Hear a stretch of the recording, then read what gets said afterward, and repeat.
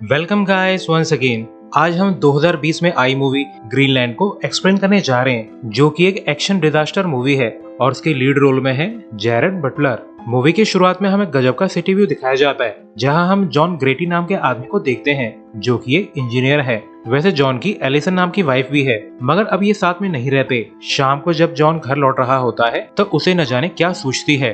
वो अपनी वाइफ से मिलने चला जाता है ताकि वो अपनी फैमिली के साथ न्यू सिरे से लाइफ शुरू कर सके। जॉन की वाइफ भी उसे देखकर काफी खुश है। वो जॉन को बताती है कि हमारे बेटे ने एक पार्टी रखी है।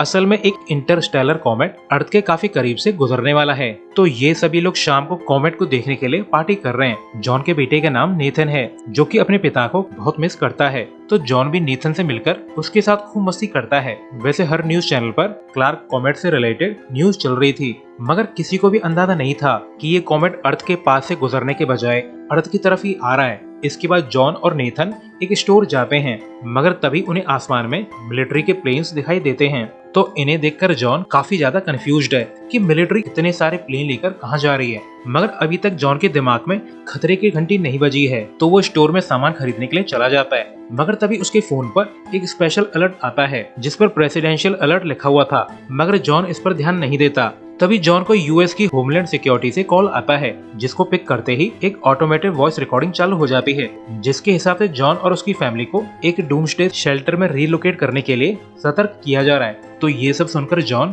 फुली अलर्ट हो जाता है, क्योंकि उसे अंदाजा है कि ये कॉल कोई फेक कॉल नहीं है। तो वो जल्दी से घर लौट आता है ताकि वो अपनी वाइफ और बेटे को लेकर शेल्टर जा सके, मगर घर पे तो पार्टी चालू हो चुकी थी। तो जॉन अपनी वाइफ को साइड में ले जाकर बोलता है कि हमें अभी के अभी यहाँ से निकलना होगा, गवर्नमेंट ने अलर्ट जारी किया है। मगर तभी जॉन को बर्ड्स की आवाज आने लगती है, तो वो जल्दी से बाहर जाकर देखता है कि काफी सारे बर्ड्स किसी चीज से डरकर एस्केप करने की कोशिश कर रही हैं। मगर तभी यहाँ पर एक तगड़ी शॉकवेव आती है, जिससे जॉन काफी दूर उड़ जाता है। मगर जॉन अपनी फिक्र किए बगैर ही जल्दी से अंदर जाकर टीवी देखता है, तो उसे पता चलता है कि कॉमेट का एक फ्रैगमेंट फ्लोरिडा में आकर गिरा है, जिसे शहर का हैप्पी बर्थडे हो चुका है। और इसी फ्रैगमेंट के इम्पैक्ट का शॉकवेव यहाँ तक आया था, और फिर जल्द ही फ्रैगमेंट के इम्पैक्ट की वीडियोस भी रिलीज होने लगती हैं। यानी डूम्सडे की शुरुआत हो चुकी है, क्योंकि ये कॉमेट का फ्रैगमेंट तो सिर्फ पहला था। तभी जॉन को फोन पर फिर से होमलैंड सिक्योरिटी का कॉल आता है, जिस पर उसे फैमिली के साथ रॉबिन एयरफोर्स बेस रिलोकेट करने के लिए कहा जा रहा है। तो ये लोग जल्दी से एयरपोर्ट जाने के लिए रेडी होने लगते हैं, मगर तभी इनकी शहर की तरफ बहुत ही बड़ा कॉमेट का टुकड़ा आने लगता है,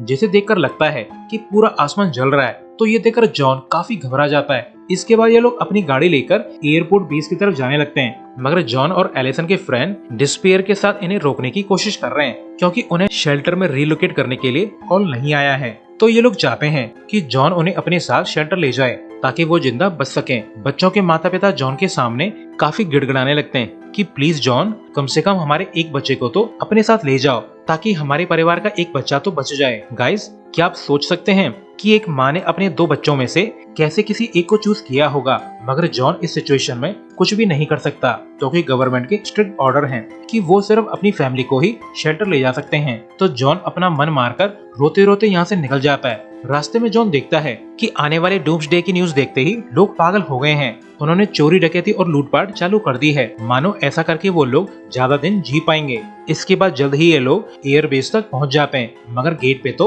काफी तगड़ा जाम लगा हुआ है। तो लोग अपनी कार को बाहर ही छोड़कर पैदल ही अंदर जाने लगते हैं, और यही हाल जॉन की फैमिली का भी था। एयरबेस के बाहर काफी भारी तादाद में भीड़ इकट्ठा हो रखी है। ये सभी लोग भी शेल्टर में जाना चाहते हैं, मगर मिलिट्री पर्सनल्स का कहना है कि सिर्फ सिलेक्टेड पर्सन्स को ही अंदर जाने दिया जाएगा, जिसके लिए सिलेक्टेड पर्सन और उनकी फैमिली को अपने फोन पर QR कोड दिखाने होंगे। इसके बाद QR कोड स्कैन करने के बाद जॉन की फैमिली को अंदर जाने की परमिशन मिल जाती है, ताकि वो मिलिट्री प्लेन में बैठकर शेल्टर तक जा सकें। मगर सामान की चेकिंग में जॉन को पता चलता है कि ये लोग नेथन की मेडिसिन को कार में ही भूल आए हैं। तो जॉन जल्दी से कार की तरफ जाने लगता है ताकि वो नेथन की मेडिसिन को ला सके, मगर सभी काम इतने आसानी से थोड़ी ना हो सकते हैं। बेस के अंदर मिलिट्री वाले एलिसन से कहते हैं कि फ्लाइट का टाइम हो चुका है, हमें यहाँ से निकलना होगा।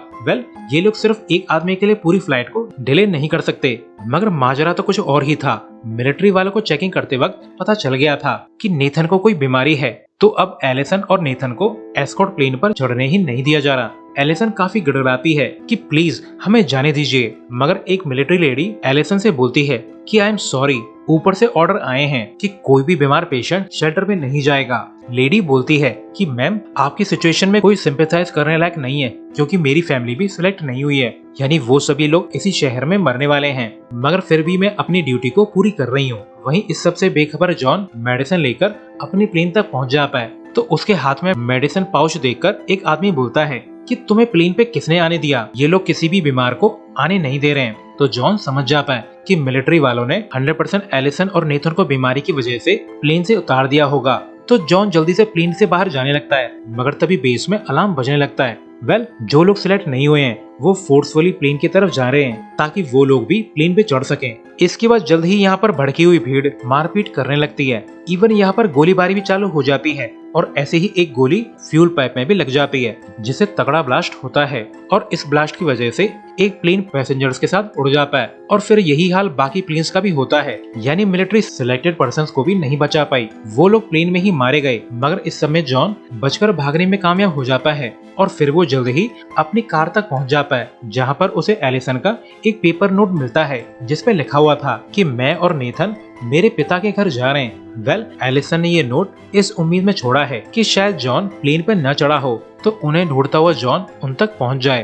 तो नोट पढ़कर जॉन राहत की सांस लेता है और फिर वो भी एलिसन के पिता के घर की तरफ चल देता है। वहीं दूसरी तरफ एलिसन नेथन के साथ एक मेडिकल स्टोर जाती है ताकि वो नेथन के लिए इंसुलिन ले सके, मगर तभी स्टोर में काफी सारे लुटेरे आ जाते हैं जो इस स्टोर को लूटना चाहते हैं। तो एलिसन छुपते छुपाते अपने बेटे को लेकर यहाँ से निकल जाती है जहाँ उसे एक कपल अपने कार में लिफ्ट दे देता है।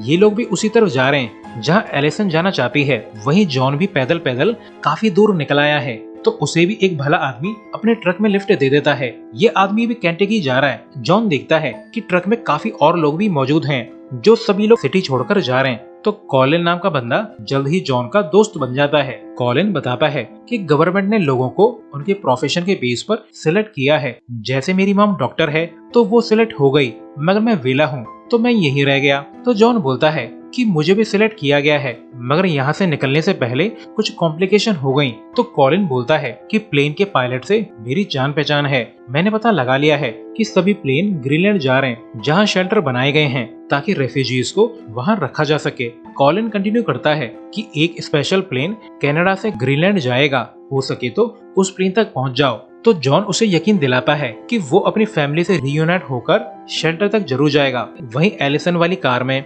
रेल्फ नाम के आदमी को पता चल जाता है कि एलिसन और नेथन सिलेक्टेड पर्सन हैं जो शेल्टर के लिए फ्लाइट बोर्ड कर सकते हैं। तो रेल्फ फोर्सफुली एलिसन को बाहर निकालकर फेंक देता है और तो और वो एलिसन का आइडेंटिटी बैंड भी ले लेता है। मगर इतना ही काफी नहीं था, रेल्फ नेथन को भी किडनैप करके ले जाता है और बेचारी एलिसन रोती बिलखती रह जाती है। तब सिचुएशन में इंसान के अंदर का जानवर बड़ी जल्दी बाहर आ जाता है। वहीं जॉन वाले ट्रक में एक आदमी को पता चल जाता है कि जॉन एक सिलेक्टेड पर्सन है और तो और उसके पास शेल्टर के लिए बोर्डिंग पास भी मौजूद है जो कि एक आईडी बैंड है। तो वो जॉन पर हमला कर देता है ताकि वो जॉन का आईडी बैंड छीन सके, मगर फाइट के चक्कर में ट्रक का बैलेंस खराब हो जाता है जिससे कॉलिन मारा जाता है। तो गुस्से में जॉन उस बैड गाय को मार देता है। अब जॉन काफी दुखी है कि इंसान क्या से क्या बनता जा रहा है जो जरा सी चीज के लिए किसी भी हद तक गिर सकता है। और यही हाल एलिसन का भी था। वो पैदल पैदल ही रेल्फ की डायरेक्शन में जाने लगती है और इस समय कॉमेट के फ्रैगमेंट लगातार अर्थ पे गिरकर तबाही मचा रहे हैं, मगर गॉड ने एलिसन का पूरी तरह से साथ नहीं छोड़ा है। उसे कुछ भले लोग एयरपोर्ट तक के लिए लिफ्ट दे देते हैं। वहीं रेल्फ और उसकी वाइफ जोड़ी नेथन को लेकर दूसरे एयरपोर्ट तक पहुंच जाते हैं जहां वो लोग नेथन के पेरेंट्स बनकर अंदर जाना चाहते हैं। मगर नेथन काफी चालू है। वो मिलिट्री वालों से बोलता है कि ये दोनों मेरे पेरेंट्स नहीं है, इन दोनों ने तो मेरी मॉम को पीटकर मुझे किडनैप कर लिया है। तो सोल्जर जल्दी से नेथन को रेल्फ से छीन लेते हैं और फिर रेल्फ और जोड़ी को बाहर कर दिया जाता है। इसके बाद जल्द ही एलिसन वाली कार भी एयरपोर्ट तक पहुंच जाती है। तो एलिसन रेल्फ की कार का नंबर पढ़कर उसे पहचान लेती है तो वो बाय फुट ही एयरपोर्ट की तरफ भागने लगती है। एक माँ के अंदर अपने बच्चे के लिए बहुत पावर्स आ जाती हैं। इसके बाद जल्द ही एलिसन एयरपोर्ट तक पहुंच जाती है जहां वो सोल्जर्स को अपने बेटे का डिस्क्रिप्शन देती है। तो उसे पैरामेडिक कैंप के लिए भेज दिया जाता है जहां काफी देर ढूंढने पर एलिसन को नेथन मिल जाता है जिसे सही सलामत देखकर एलिसन काफी ज्यादा खुश है। तो नर्स यहाँ आकर बोलती है कि आपका बेटा काफी बहादुर है, वैसे मैंने नेथन को इंसुलिन दे दी है, आप चिंता न करें। इसके बाद नेक्स्ट डे चालू हो जाता है, मगर आज की सुबह बिल्कुल लाल है। कॉमेट के इतने सारे फ्रेगमेंट जो गिर रहे हैं, इसके बाद जॉन एक घर में घुसकर टीवी पे न्यूज देखने लगता है, जिसके हिसाब से हर तरफ तबाही ही तबाही मची हुई है। शहर के शहर तबाह हो रहे हैं, गलियां की गलियां जली पड़ी हैं, जिनमें आधी तबाही तो कॉमेट फ्रेगमेंट्स ने की थी और आधी तबाही तो इंसानों ने की है।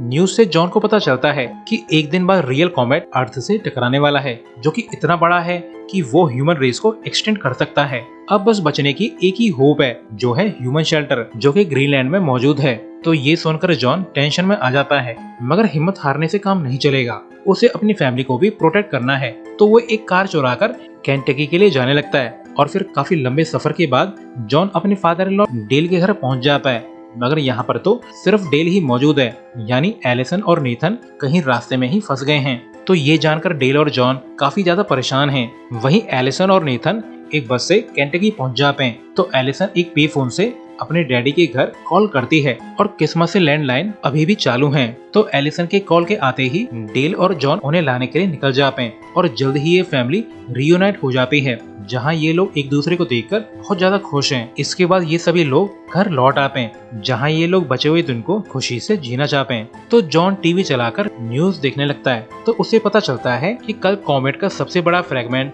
यूरोप के पास गिरने वाला है, जिसके धमाके से और उसके होने वाले शॉकवेव से ह्यूमन रेस एक्सटेंड हो जाएगी और बचने का सिर्फ एक ही रास्ता है, जो कि वो शेल्टर है, जो कि ग्रीनलैंड में मौजूद है।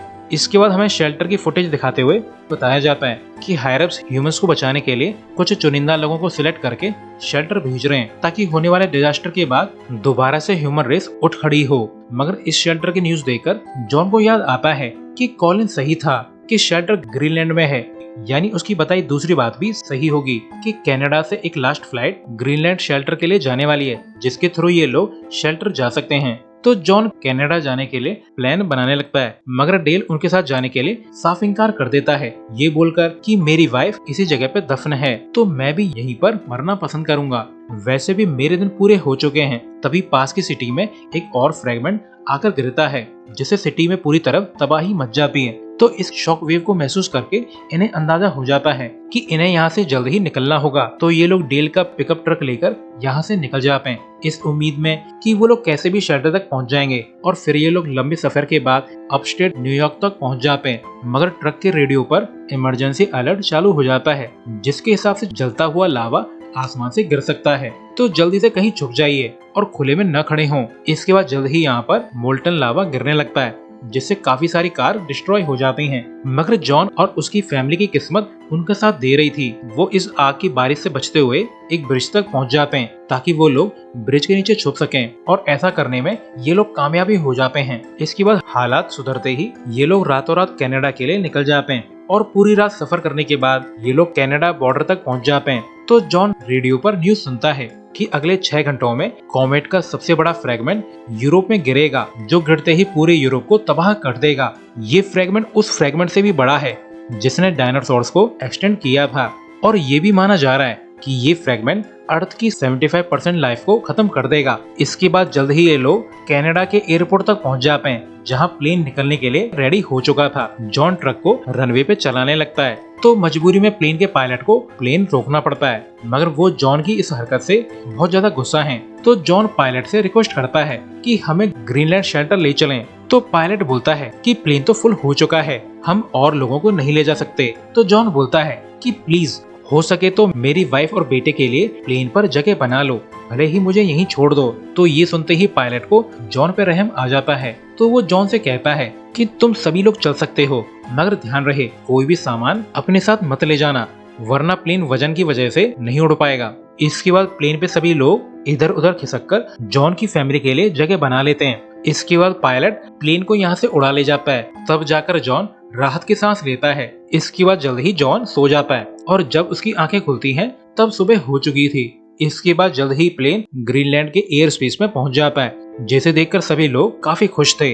मगर तभी पास में आग के गोले गिरने लगते हैं, जिससे काफी तबाही मचती है, और ब्लास्ट के शॉक वेव से इनका प्लेन नशे में आ जाता है, जिससे प्लेन के कुछ फंक्शन खराब हो जाते हैं। तो प्लेन के पायलट को क्रैश लैंडिंग करानी पड़ती है, मगर पायलट काफी दमदार हैं, जो क्रैश के बाद भी किसी को भी मरने नहीं देते। मगर बेचारे पायलट क्रैश की वजह से खुद मारे जाते हैं। इसके बाद सभी लोग शेल्टर की तरफ जाने लगते हैं, क्योंकि यहाँ से शेल्टर ज्यादा दूरी पे नहीं है। इसके बाद ये लोग जल्द ही शेल्टर तक पहुँच जाते हैं तो मिलिट्री वाले इन्हें देख लेते हैं और इन्हें भी शेल्टर की तरफ ले जाने लगते हैं और फिर ये लोग फाइनली शेल्टर तक पहुँच जाते हैं।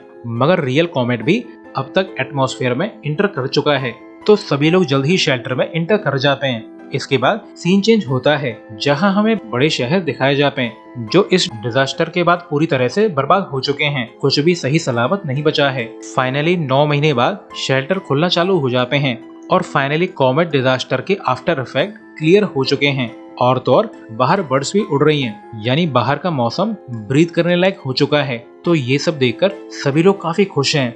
लास्ट सीन में हमें अर्थ बाहर से दिखाई जाती है कि लास्ट कॉमेट ने कितना बड़ा क्रेटर बना दिया है जिसे अर्थ के बाहर से भी देखा जा सकता है। और बैकग्राउंड नॉइज में सभी शेल्टर एक दूसरे से कांटेक्ट करने लगते हैं, यानी ग्रीनलैंड ह्यूमंस के लिए अकेला शेल्टर नहीं था। और इसी सीन के साथ ये मूवी एंड होती है। सो अभी के लिए goodbye, thanks for watching.